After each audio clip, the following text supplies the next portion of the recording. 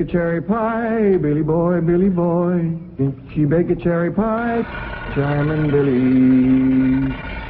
She can bake a cherry pie, quick as a cat can wink her eye. She's a young thing and cannot leave her mother. Well, Granny, did you pick out your spot yet for the garden? Yep. I kind of favor a patch right close here to the house. I'll plow you up something there directly. Yeah, just enough for some onions and taters and some Rudy Bakers. And a few rows of corn. Paul? Morning, Granny. Paul, can I help you with the plowing and the spading? Well, Ellie, I'd rather you put on one of them pretty dresses that Miss Hathaway got you. But, Paul, I can plow better in these clothes. Plowing. You know, Ellie, I'd like you to wear one of them dresses kind of regular. Wouldn't you, Granny? You're mighty fetching in a dress, Ellie. Prettier than a tub of fresh churned butter. Paul, if I go to wearing them dresses, Jethro will make fun of me.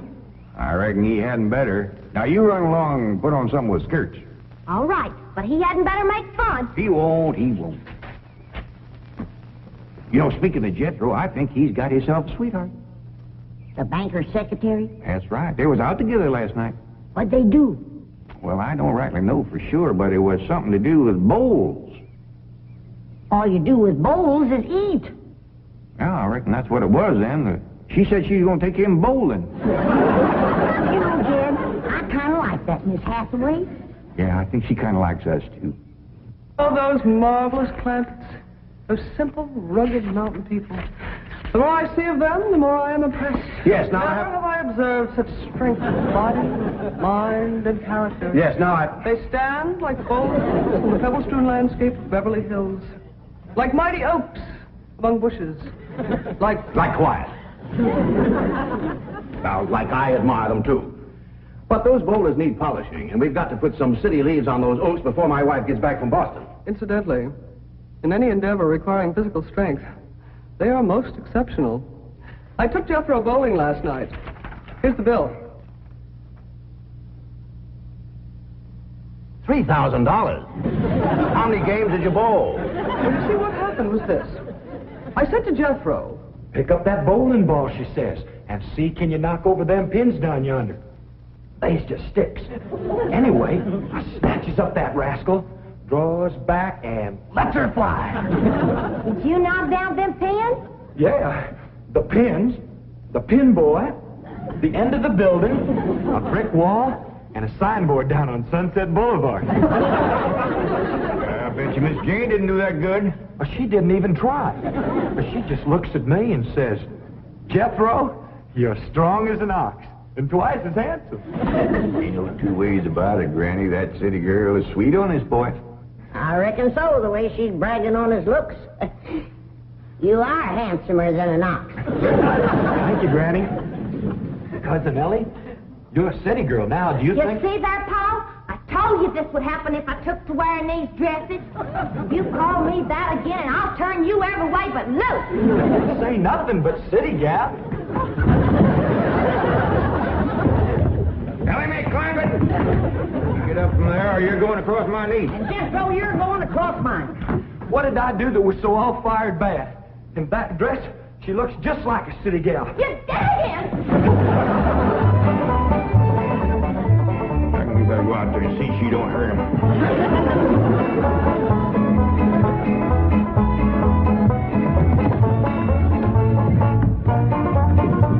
Ellie Mae! Ellie Mae! Jethro, now that we living in a city, you got to learn to use the steps. I'll be happy to know that I'm making splendid progress with Ellie Mae. She's turning into quite a lady. Fine. But it's Jed, Granny, and Jethro we've got to work on. Clothes, manners, the works. What have you done about servants? That's a problem, Chief. They're basically opposed to the whole idea of able-bodied people letting others do their work for them. Well, that's a refreshing attitude. But we've got to get a skeleton staff in there somehow. A combination butler and valet with Jed and Jethro. To help them assemble a wardrobe, teach them how to... Ravenswood. Your butler? Oh, he's never been my butler. Came with my wife like an overweight dowry. Been in her family for years. And with Margaret in Boston, I can certainly spare him, plus her upstairs girl, Marie. I doubt if you can sell Mr. Clampett on the idea of servants. And get him on the phone. I'll make him think he's doing me a favor by taking him off my hands for a while. Right, Chief? She hadn't ought to throw me down on my head like that. What if I'd have been carrying a frog in my hat? You ain't supposed to be wearing your hat in the house. Well, Granny, where's a fella going to carry a frog? They jump out of your pocket. Hello? Oh, howdy there, Mr. Drysdale. Glad to have you back from Boston. Your missus come with you? Oh, that's too bad. I know her and Granny'd hit it off like two sows in a mud waller. Yes, I'm sure they would. No recipes? No, my wife doesn't do much cooking. No, I doubt if she ever made grits and hog jows. Well, how about mustard greens and possum belly? No fooling. Pone and squirrel shank? Boiled chicken hog. Well, say, she don't do much cooking, does she? No. Well, the reason I called Mr. Clampett is I have a butler. Well, he really belongs to my wife's family, but he's been with us ever since we were married. And I was wondering if you'd let him come and stay with you for a while. You mean board with us? Well, I guess you could call it that. Who's going to board with us? Just a minute. Some kin of Miss Drysdale named Butler. Oh, why, we'd be just... That's that no good fat rascal that wouldn't let Ellie and me in to help Miss Drysdale when she was sobering up. Hello? Granny was talking at me, but she's done now. Oh, no, she ain't. Just a minute. Granny, let me hear the man out, and then we can talk it over. Yes, sir, Mr. Drysdale. I'm a-listening now. Well, in addition to Ravenswood, he's the butler, you can also have my wife's upstairs girl, Marie. Margaret may be away for some time, and I have absolutely no use for him. Well, I sure would like to oblige. Me and Granny will talk it over, and I'll call you. Oh, thank you. You'll be doing me a great favor. I was glad to help out when I can. Thank you again, Mr. Clampett, and goodbye.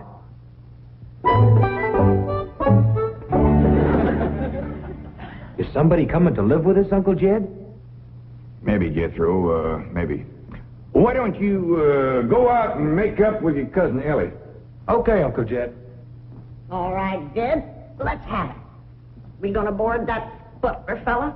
Well, Mr. Drysdale will take it mighty kindly if we did. He says he ain't got no use for him. I don't like him myself. Hey, you only met him once? Once was enough. I asked him real nice.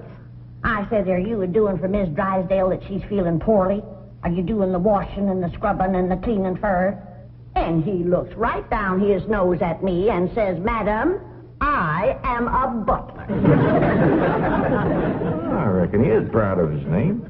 Kind of fancy. Ravenswood Butler. I don't care if it's Stonewall Jackson. And I think Mr. Drysdale has a lot of gall to ask us to take his wife's kinfolks off his hands. Well, now, I'm mighty beholden to him. You know he's keeping my $25 million in his bank, and he ain't charging me one penny to do it. That's his business. You didn't ask him to do it. Well, now, Granny, if it was just Mr. Butler, I might agree with you, but there's a sad side to the story, too. What's that? Well, you've heard of Mr. Drysdale speak of his stepson? That's his wife's boy by her first marriage? The one they call Sonny? Yeah. Well, it seems she's got a girl, too. And there must be something wrong with her. What? Well, I don't know, but they keep her upstairs. No. Yeah. He spoke of her as my wife's upstairs girl.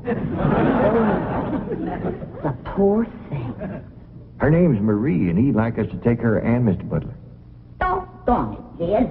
We got enough to do to take care of this big place without... He didn't say what was ailing her, huh? Well, no, but if you ask me, they ain't eating right over there. No. You know what Mr. Drysdale told me? What? His wife ain't never cooked grits and hog jowl. Ah, go on. That's a fact. Nor mustard greens and possum belly. Nor pone and squirrel shank. Nor even boiled chicken hog. Land of mercy. You can't hardly blame Mr. Butler for getting a mite cranky. Man don't eat right, he gets that way. Well, Jed, I reckon it won't do no harm to take him in for a spell.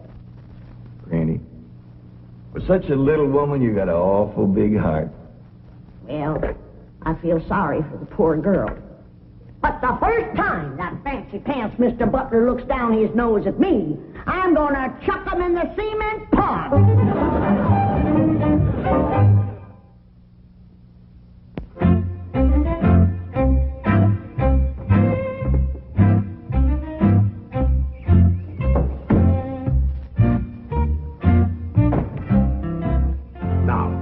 I'm doubling your salaries for the length of time you stay at the Clampett home.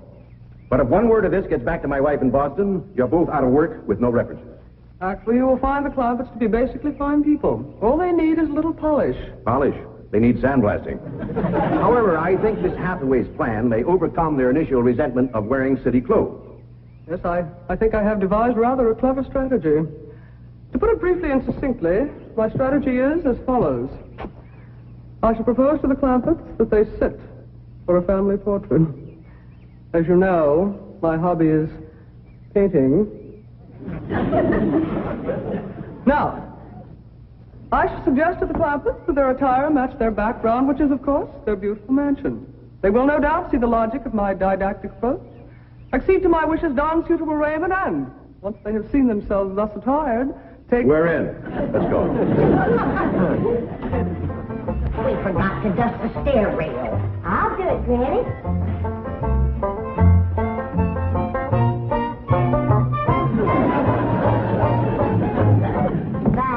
Wearing boys' clothes does come in handy sometimes. Hi, Ginger Granny. I think we got her all spick and span for the company. They ain't a speck of dirt no place. Can I go swimming now? Me too? As soon as we help Granny clean up the kitchen.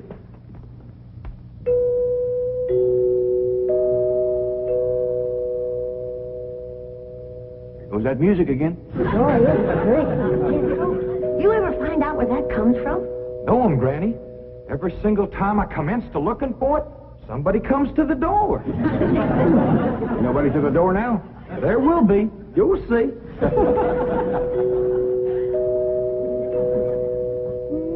Doggies, that's nice. I'll pitch in and see can we find it. You're wasting your time. I'm a-telling you. Before you can find it, somebody will come to the door. There, you see? Happens every time. Now remember, Ravenswood, I'm counting on you. Don't fail me. You have my word, sir. I've been butler and valet since boyhood, as was my father before me and his father before him. And I've yet to meet the man or woman who posed a social problem too difficult for me to handle. That's the spirit. Howdy there. Remember me, Mr. Butler? No! Ravenswood, come back! You gave your word! Come back, you coward! Come back here! I'll cut off your fringe benefits! Ravenswood probably forgot something. He'll return shortly. Meanwhile, this is Marie. This is Drysdale's upstairs girl. Marie, J.D. Clampett, Howdy. Jethro Bodine, Ellie Mae Clampett, and Grandma Clampett. No, ma'am. I am a Moses. Pardon? Granny's related on the wife's side. They's the Moses family from Tennessee. Then your name is Granny Moses? Grandma Moses. That's right. There was a very famous Grandma Moses who painted primitives. I've whitewashed a few myself. I'll show Marie to her room. Listen, Marie, honey. Over here, you've got the run of the house. You don't have to hide upstairs. Ain't nothing wrong with that girl, but want some good cooking will cure her. She's half starved. Poor thing is so weak her knees keeps a buckling on her. She's kind of pretty, though, for a skinny girl. Just wait till she gets some mess of Granny's grits and hog gel. That'll fill her out. Well, I'll get some of cooking. Guess that butler fellow will be coming back directly. Oh, and Granny, can we have some of that salted down possum belly that Ma sent us? Well, I reckon it is kind of a company meal. Granny, open up a jar of them pickled crow gizzards. Now, Jed, we don't want to spoil these folks. They might get to thinking we eat like that every day. Baby, will you do something nice for me? I sure, Pa. Will you go get into that pretty dress again? Oh, Pa, Jethro will make fun of me. No, I won't, Ellen May. Cross my heart. Why, That's my darling. Thank you. And then you be real nice to Marie. She's had a bad life. I'll be nice to her. She's pretty. Let's all be nice. Far.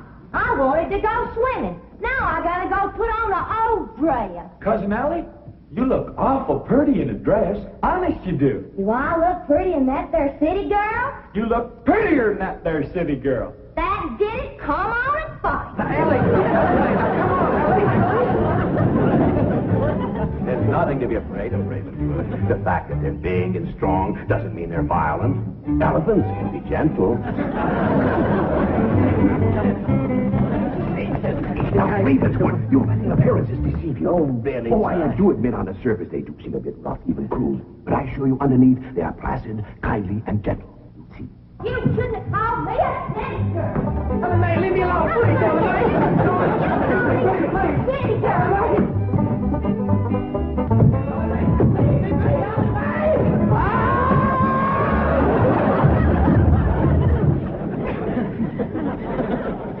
Mr. Butler, don't never say anything nice to that girl.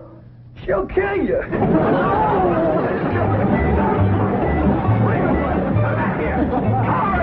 Come back! You promised!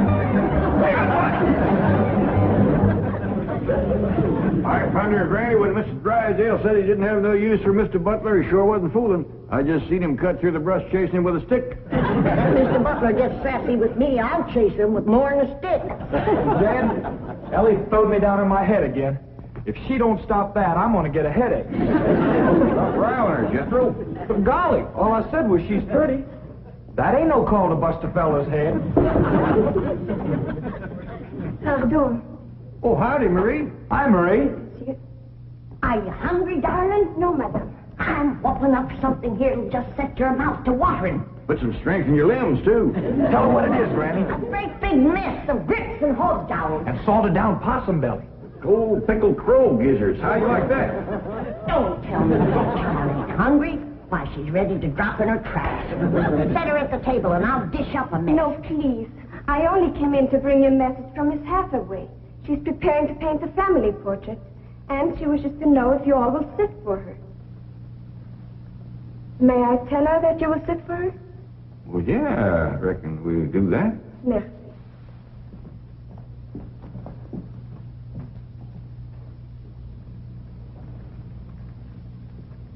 Well, let's get at it.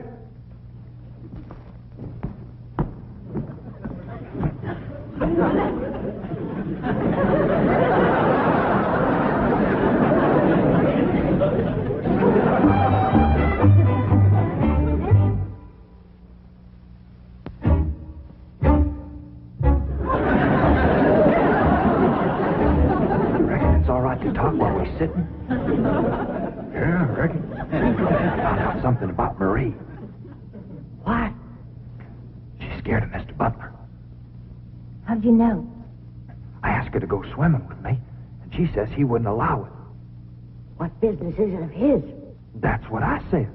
And she says he's a butler, and I'm just an upstairs girl. And I got to do whatever he says.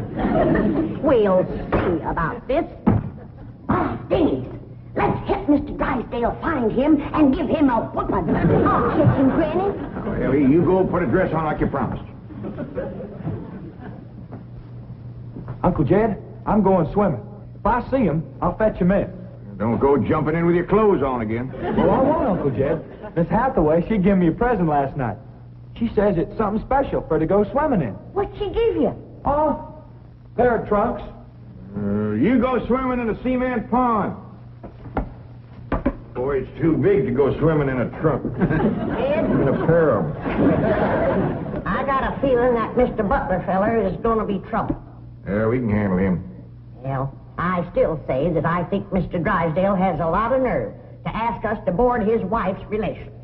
Maybe he's just fed up.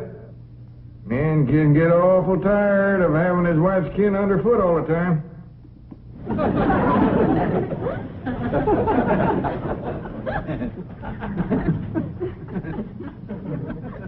He told me that Butler fella had been living with them ever since they was married.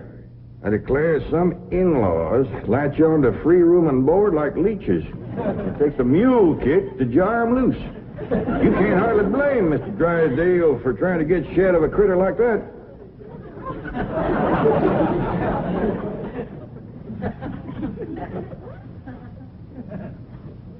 Is that the way you feel?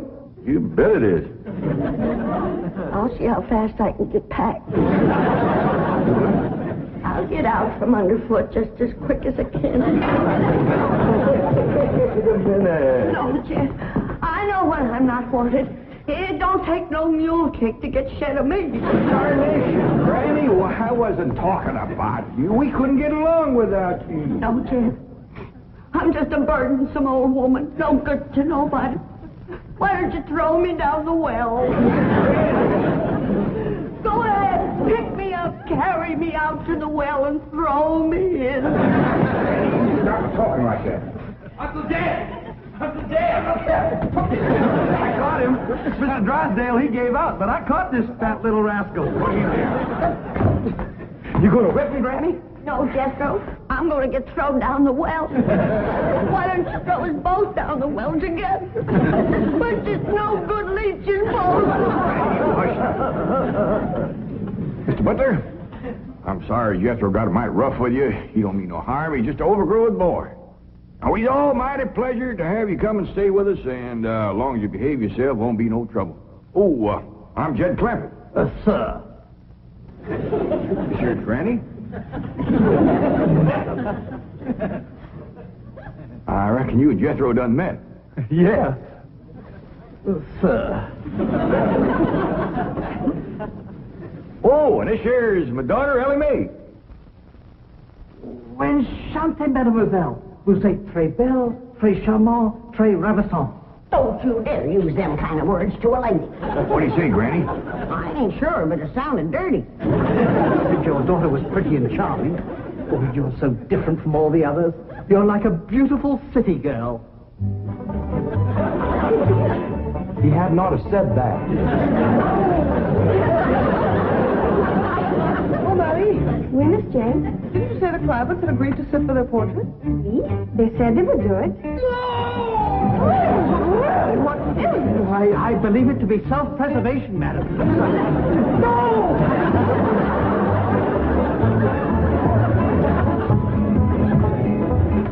Don't take to the stairs, she'll catch you sure.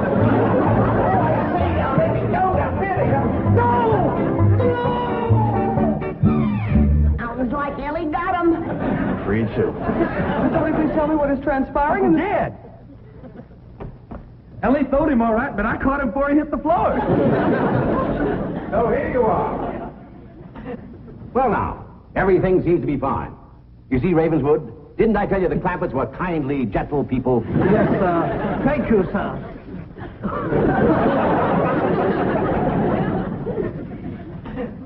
We're going to have to feed up both of them, Granny. His knees is buckling, too.